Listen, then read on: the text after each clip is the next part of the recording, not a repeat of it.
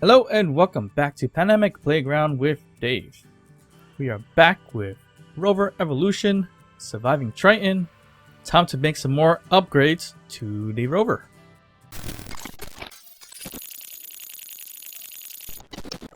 Alright, so a bit of a different video for today, and that's because it took forever to build this. We're going to review a quick time lapse of what we did so far.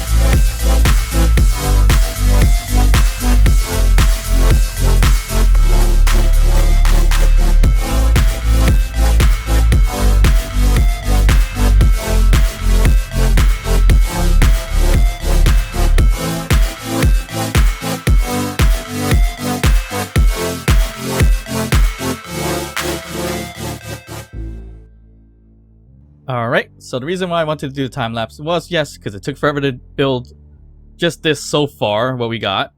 Because we had a regular welder at first, and then towards the middle of it, had the bright idea to look in my inventory and see if there was any metal grids. So that way we could deconstruct them, or disassemble them, to make ourselves a enhanced welder. So that happened. Now I have my enhanced welder, as you see here, and that sped things up just a tiny bit. But for the most part, it took forever to weld up certain blocks, or even every little block. Even the freaking one steel plate blocks took forever to weld up. So that was the problem. That's why it took forever to kind of build this out. And this is as far as we got so far with our small grid, large build of a Rover. So you'll see the evolution of it being our Cinderella chariot right there, and then our hinge in the back of the trailer with the large grid refinery, or basic refinery, and basic assembler. So I had to build the wheels around it for the time being, and I used the pistons to kind of lift up the whole entire thing. So obviously I decided to flip the wheels around so it didn't look like two skateboards stuck together. So this is kind of the product that comes out of it. So double wheels up front, but looking at left and right, basically. And it looks pretty cool when you look at it from the front, especially when you're able to turn it left and right here.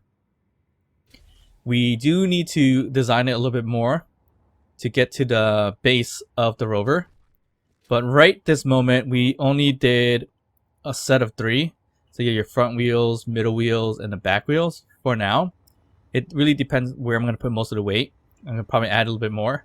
And obviously right here only has 1 wheel because the trailer's in the way. I did it this way mainly so that I can still drive around to look for materials. But the problem also is that I may or may not need this drilling machine here. So in a really, really odd way, I put a bit of a merge block right up front versus this little connector right up front to kind of... Actually, I didn't even need a connector. What was I thinking? I could have just thrown it right here as a connecting point with the merge block, actually. So maybe I wasn't thinking it through at the time, but I always do weird random things anyway, so that's what you get out of it. So actually, you know what? Let me fix this, because we don't need to have all this. And you know what? We should also probably create a new grinder for ourselves too. So we just need to do that. There we go. And so far we can only make enhanced grinder welders and drills, mainly because we have a basic assembler. Or yeah, basic assembler. If we had more than a basic assembler, we could probably go a little more enhanced. But either way, I don't have gold, silver, or platinum, or whatever they use for the next step up. So we're going to stick with what we got right now, which is the enhanced one. So let me get rid of these blocks, because we obviously didn't need to do this. I don't know why I did it this way. Because we could always turn the merge on and off, so we could disconnect from it. So yeah, that was a poor idea. Okay. A poor idea. And I just realized I dug out a shape on the ground that we shouldn't really look at again. Alright, so here we go. So we could have just done this. Oh, I forgot. I should have kind of looked at exactly where that height was. And I think that should be it. But we can always drive the Rover a little closer. And yeah, this is a decent drive. So I had to offset the wheels a little bit so the small wheels can touch the ground too. I think they're touching the ground. I'm not 100% sure, but it looks like it is. I think they are, yeah. So it's driving fairly good, or fairly okay. It's not too bad with these wheels. With the large wheels, at least, the 5x5s. And it's turning out to be quite the build itself.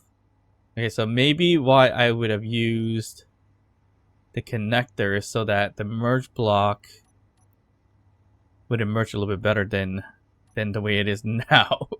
So that could have been why I did it that way, but oh wells. So I think now it's a little too high for what it is. But that should be fine as long as we get close to it, and I think we just drop the pistons if anything. So the connector was more of a safeguard, I think, from that happening. And yeah, I think that's kind of the problem here. Shoot, should have kept it the way it was, but it's okay. We could do it this way, get close to it, and I mean, what we can do actually is just hop it if anything, or bring our piston up. Would that work? Ah. Okay, I broke something. I was hoping that would work, but I guess not. It's too bad.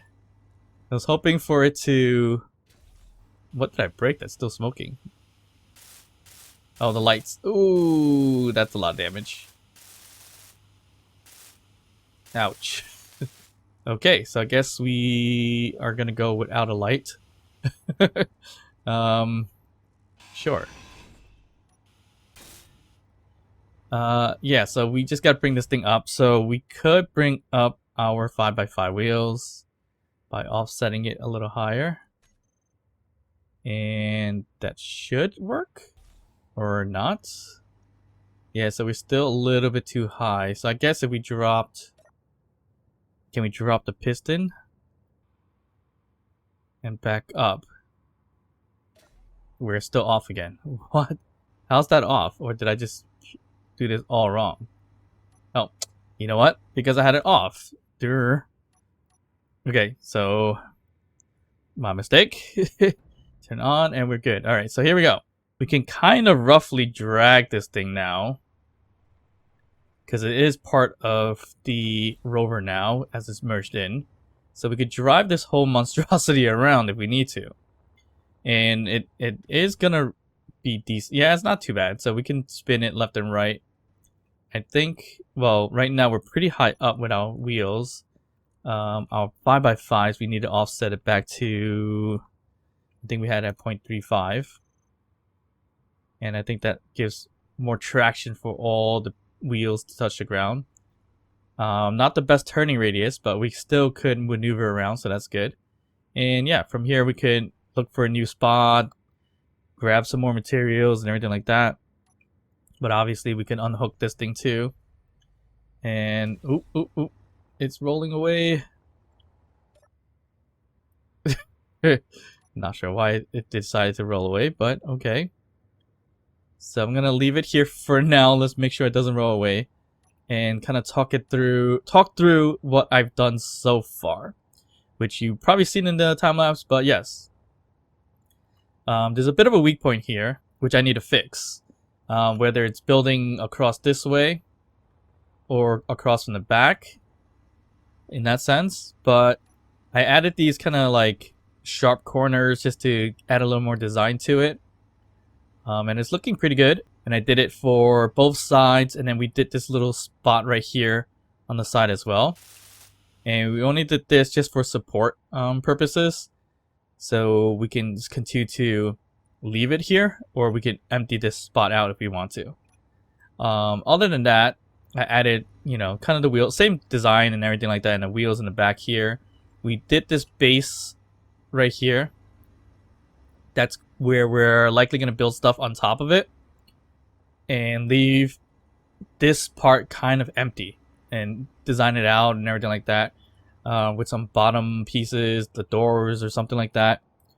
But the reason why we built it so high up is because we didn't want it to bottom out. So if we did 0 offset, or, you know, all the way max offset the opposite way, the wheels would pretty much not touch, but get really, really close to those half blocks. So for an example, if I got the offsets all the way up like that, you see that it's barely almost touching it. So that's what we wanted, just in case, you know, we hit a big bump or whatever the case is. That's not gonna, hopefully it doesn't destroy us, is one thing. But yeah, I really gotta decide on how to reinforce this piece right here, because that's a bit of a weak point. If you knock out these two, the wheels are gonna fall right off. So that's a bit of a problem. So we might have to connect it from here to there, or onto a different wheel set. So we just need multiple points of contact so then we don't have a missing wheel at some point in time. Also, we probably want to get rid of these pistons here that lifts it up, which has been fun to use, but I think when we're driving it around sooner or later, we're going to bump into stuff and it's going to break. So that's going to be a bit of a problem. But yeah, so far so good. I just kind of built a bit of a shell on the existing Rover, which made it kind of interesting. The look and feel of it, it's not too bad. And I think what I want to do is slope it upwards and kind of angle this here towards the middle, if anything. Kind of leave the wheels protruding out just a tad and shrink the base or size of the middle piece here. So I think these are 1, 2, 3, 4, 5, about 5 width. So that gives us to work around with 11 total right here. And 9 inside if we decide to build a wall starting from here. So that's not too bad. So a lot more to go, a lot more to do with this Rover, obviously. If you prefer, I think I want to go with this style of time-lapsing the build and then talking about it. Because we haven't done a time-lapse in a while, so I was thinking maybe change it that way. But you decide, or you let me know what you prefer down below in the comments, obviously. And we'll just make it happen. Alright, so I think the next step here is really to bring up the whole entire Rover and get rid of the bottom piece here. That's a lot of materials we could use anyways, but we got to figure out a way to evolve this whole thing because we can only build on this grid and not this subgrid to connect to these large wheels. So that's another piece to the puzzle that we got to figure out, and we got to figure out how we are going to tag on the basic refinery and the basic assembler onto this, or even go even crazier and actually build a full-fledged refinery on top of this thing, which is possible. It's a little bit on the big side, but I think it fits perfectly fine in our current build. Yeah, that's gonna fit pretty decently. It's gonna take a long stretch of our Rover, I think, right? So if we put it like something like right here, yeah, we only have this much space to work with right over here. So, would be nice to have a large refinery, but how heavy is it going to be is another question. So we'll probably have to add a ton more wheels, but I'm not sure how heavy that thing is, but I think we may need to make a lot more wheels for it. But that would help with a lot of things, having a large refinery like that. Other spot, yeah, we need more room for other things like cargo containers. I highly doubt I'm gonna put a large cargo container. I'm probably gonna stick with these small grid large containers, and we just need a good spot for it. So I think eventually this whole Rover is gonna expand a bit more. Or do I go with the mods in terms of getting small grid items? I think that would probably be ideal to stick with the small grid version, but I do feel that's a bit cheesy at the same time. So it's not exactly something I want to do, but I'm thinking about it. It would make it look a lot nicer if we can get small grid refineries and assemblers other than your basic ones here. So it's an idea I'm thinking about. And if you don't think it's cheesy and just for design purposes, especially a mobile small grid Rover, let me know down in the comments below if I should do that, or I should just try to be as creative as possible and stick with what the basic vanilla space engineers have in terms of refineries and assemblers and putting it into a small grid Rover. All right, so looks like we got 2 Rovers, but the main focus is really this Rover. This is kind of a drilling station, but it's been fun, and I'll see you guys next time. Alright, so of course, don't forget to hit that thumbs up, like the video, drop a comment down below, and of course, I'll see you guys next time. Bye.